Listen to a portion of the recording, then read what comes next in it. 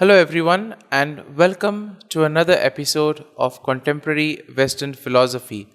Today, we'll take a look at yet another existentialist philosopher, namely Karl Jaspers.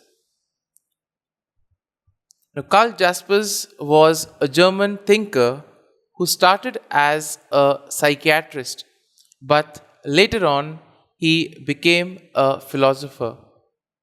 His ideas influenced many areas of philosophy, such as knowledge, religion, and politics.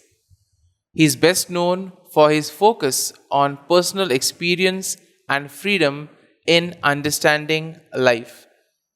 He drew inspiration from Immanuel Kant.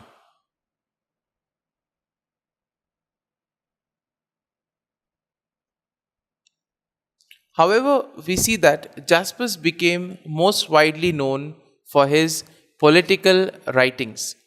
Now, we see that after World War II, when Germany was rebuilding, he strongly supported democracy and moral education.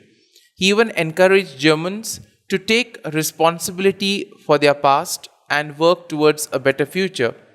Now, despite his influence, Jaspers did not create a formal school of thought, and his work is less discussed today compared to philosophers like Martin Heidegger and Theodor Adorno. Now, let's take a look at his early life and career. Now, Jaspers was born in the year 1883 in Oldenburg in Germany. His upbringing was shaped by liberal and Protestant ideas, but it is said that he did not strictly follow any religious faith. He first studied law, but then he switched to medicine. He got his doctorate in medicine in the year 1908 and earned another doctorate in psychology a little bit later. And he started teaching at the Heidelberg University.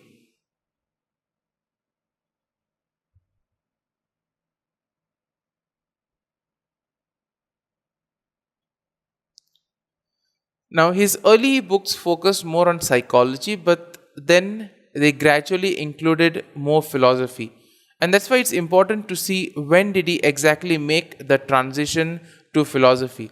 So, while working as a psychiatrist, we see that he met many important intellectuals like Max Weber and Georg Simmel.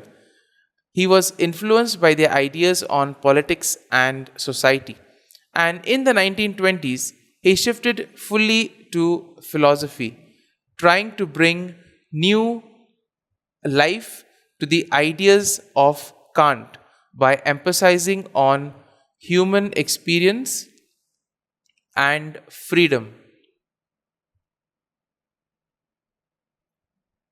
Now, his approach was criticized by some philosophers, but he still continued developing his ideas. One of his most significant influences was Martin Heidegger.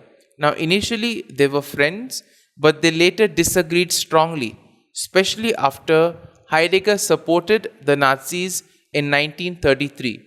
Now, Jaspers, whose wife was Jewish, opposed the Nazi ideology and distanced himself from Heidegger.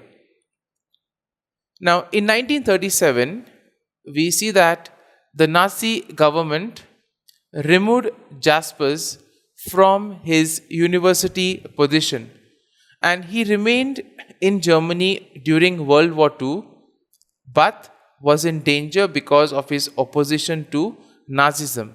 Now, after the war, his reputation helped him return to public life.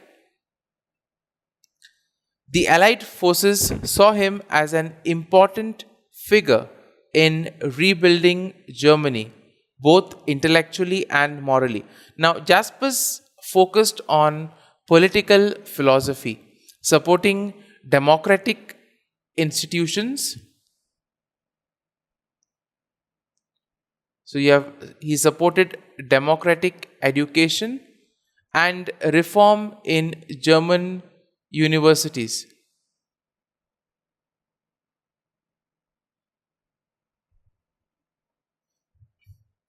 In his book, The Question of German Guilt, he argued that Germans should reflect on their responsibility for the war and the Holocaust, even if they were not directly involved in crimes. Now, in 1950s, he supported Germany's alliance with Western countries to protect democracy. However, influenced by his student Hannah Arendt, he became more critical of the government and warned against old political habits returning. Eventually, frustrated with Germany's direction, he moved to Switzerland and became a Swiss citizen. Now, when you look at the legacy of Jaspers, we see that his work influenced many debates in philosophy, particularly on personal responsibility, freedom, and democracy. He shared some ideas with existentialist thinkers, but his approach was different from Heidegger and others. Though he is not widely discussed today, we see that his ideas on democracy and responsibility remain relevant, and he passed away in 1969 in Switzerland.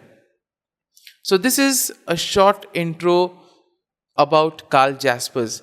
Next time, we'll take a look at his philosophy of the world.